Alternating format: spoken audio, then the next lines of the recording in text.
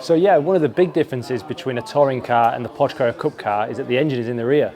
And in traditional Porsche fashion, there's not much to see. But this is actually a 4-litre straight six. It produces about 500 horsepower and it revs all the way to 8,500 RPM. One of the key differences is also that this is naturally aspirated. So unlike a touring car, which is a turbo engine, this is purely natural aspiration, which is why it revs very high and makes an incredible sound. So here are the brakes. These are Porsche specific. You have to buy all the componentry from Porsche. So unlike touring cars where you can go to a certain supplier maybe for different components, the Porsche has to be as it left the factory. So this is a PFC disc. It's a 6-pot front caliper and a 4-pot rear caliper. So in a touring car, especially a front wheel drive one, you have quite a big front disc and quite a small rear just because of the amount of braking force the front can do. This is much more spread equally. So it stops very well, but you are arriving at a corner quite a chunk faster than you would in a touring car as well. So here we are at the front of the 911. Unlike a touring car, so the front bumper here is really quite delicate. You know, a touring car is designed for a little bit more contact. These certainly aren't. The engine radiators sit just behind the front, so you've got to be very, very careful.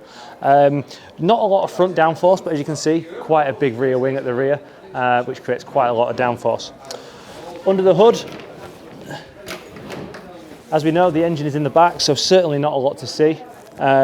This would be on a road-going 911, the trunk, so just enough space to carry a UASA battery. So here we have the interior of the Cup car, very different to the touring car.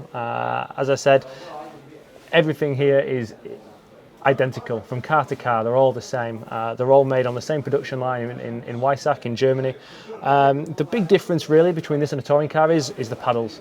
It's a sequential gearbox, but it's on the paddle shift. It is not on the stick shift that you'd find in a touring car. We have red lights over the top and a few different buttons to play with: wipers, pit speed button, and a radio. But unlike touring cars, we tend not to use it in this. We don't talk very much. Other than that, pretty sparse in here. A couple of blowers and fans to try and keep you cool on a hot day, and that's you.